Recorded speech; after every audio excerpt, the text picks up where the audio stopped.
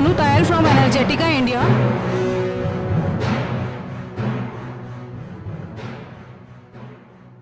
Today we are here at REI 2022. With us is Mr. Syed from Eaton. Hello sir, how are you? Yeah, I'm doing good. Thank you. Can you please brief our readers about Eaton? What is Eaton all about? Eaton is an intelligent power management company helping our customers manage power efficiently and also enhancing the quality of life of people, quality of the environment. We are into power management right from the generation to distribution and actually making it efficiently perform. How is Eaton's journey in India?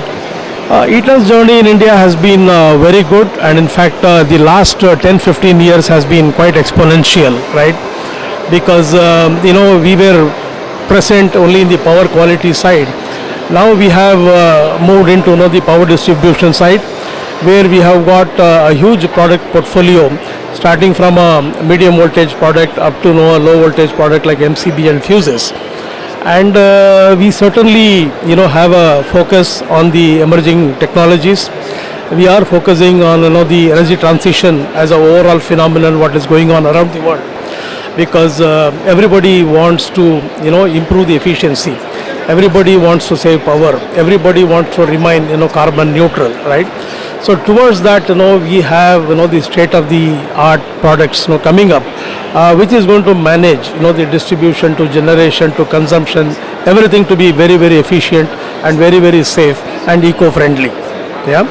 And also I have to tell you on the digitalization as a focus area for us, because today every equipment wants to get connected to the other one. Data has become a very, very important source, right?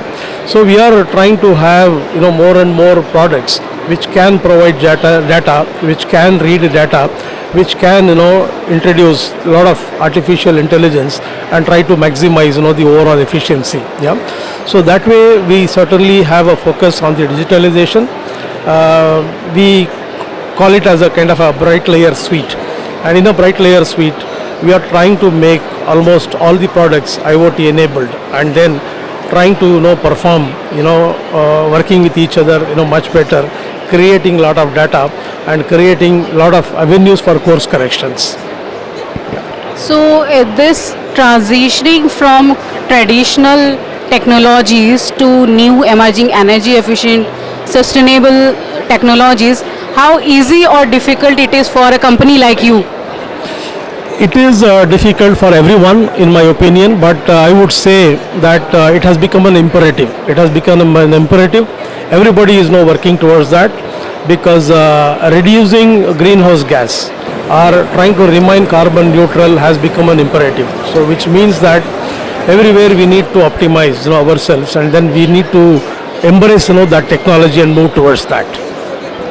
What kind of steps you have to take to transition towards clean energy as a big organization? Yeah, because number one, every product, whatever we are designing, whatever we are bringing up, we try to give utmost care towards that, as to how eco-friendly it is going to be there. Starting from the material being used, starting from the ambience in which it is going to work.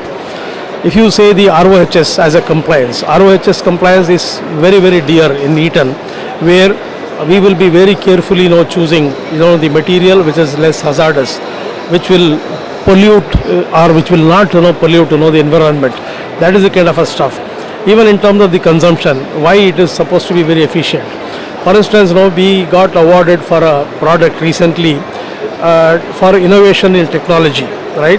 Where we have a product called UPS, and UPS is supposed to come into play only when there is a power outage, and it is supposed to come in. But then we are trying to have a technology where in the event of the power outage not being there, how that energy can be utilized elsewhere else. Yeah, right? UPS as a reserve is a kind of a technology which we have been able to bring in. So that way we are trying to focus on every available opportunity, how to reduce the consumption of energy, how to choose the right material which is going to be eco-friendly, how it will have a multi-purpose kind of a role rather than doing one set of a mundane function. So that has been the focus, and even the old products is undergoing a lot of changes. The focus again will be to make it more efficient. Focus is again to make it remain in a clean energy environment. You have to make technological changes also. Oh yes, of course. We have a very very strong technical team.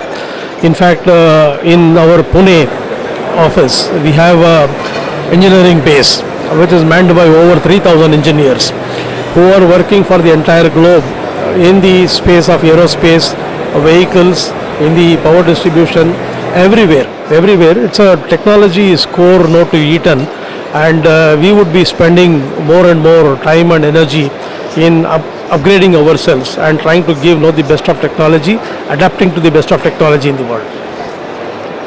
What current products you have launched here? Currently now we are coming up medium voltage product which is SF6 free. Traditionally this product used to have SF6 gas as a medium for cutoff and then switching on.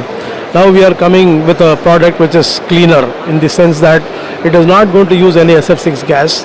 It is going to be solid insulated, and that is one of leaders. We are going to be the leaders there. SF6 free medium voltage unit. So that is coming up. So any future investment plans? Investments are there. We are continuing to invest. We will continue to do that. Investment has never been a problem in Eaton.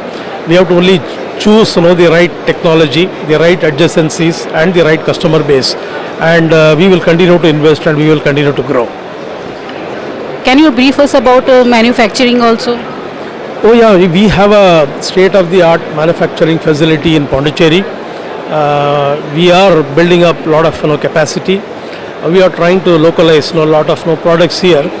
One is the localization, the other one is the new product introduction, and Pondicherry serves as the ideal base for that, because it is very well connected by the road, it is very well connected by the ports, it is very well connected by air, right?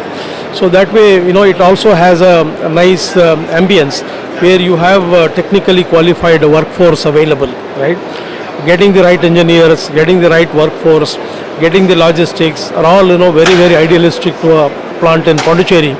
And whatever product lines we have been able to put in the last 3-4 years has been very very successful, and every customer who visits our Pondicherry plant is all praise for the way in which the processes are governed, the kind of capabilities we have got, and that really will be a kind of a force in our growth to enlarge our manufacturing footprint and satisfy our customers. How much it is, we can say it is a completely made in India, or something you are manufacturing here and some products are coming from outside? We do have some imports. For that matter, any company has some imports in today's context. Wherever we had the fully imported products, that we have started localizing, right? Wherever we had the imported components, that we have also started locally sourcing, because the COVID really taught us the need to have alternate sources, the need to localize, the need not to depend on outside India, and our own the government's policy of Make in India. All these things are really driving us to be self-sufficient, and the Pondicherry plant is known for localizing more and more products, and we are doing a lot of import substitutions, and we will continue to focus in that area. Are there any challenges which you currently see in this power sector? We do have challenges, particularly the price points, and the commodity inflation has been a major issue in the last 2 years. Either it is contributed by the COVID disruption, or it is contributed by a war scenario somewhere else. There are multiple dynamics which is pushing the commodity inflation like like never before, right? So we can't pass on the entire commodity inflation to the customer, and you need to do very many things: optimizing your process output, optimizing your yield, trying to figure out alternate material. So that has been our challenge. That will continue to be a challenge in a competitive world, right? But then we will never be compromising on our standards. We will never be compromising on our quality. Yeah, while doing that. So that will continue to be a challenge. That's an engineering challenge. Yeah, that is going to be there. Yeah. Anything which you want from our policy makers, which they can make changes in some policies or whatever you want, that will benefit you? I won't ask for any new policies at this point in time, but I want to certainly acknowledge the continuance of the policy, because last 4 or 5 years, whatever policies our country had taken in terms of focusing on the renewable energy, in terms of subsidizing for these kind of technology growth, in terms of easing out the policies for these kind of things, in terms of easing out policies for setting up a new business. All these things are really good, which has been the reason for the growth in the country, right? While the rest of the world is struggling with degrowth or trying to remain flat, India continues to have a good story, and the credit, in my opinion, goes to the continuity of the policies. It is not that one day we brought up with a policy and next year we are not following. It is not like that. There has been continuity. Then even in the context of the electric vehicles, the flame 1, 2 policies and all has been having a continuity. Renewable energy focus, the subsidies and ease of doing business, all those things has been really helping. This should continue. This should continue without any major changes or any major disruptions. That will be my view. Thank you, sir. Thank you so much.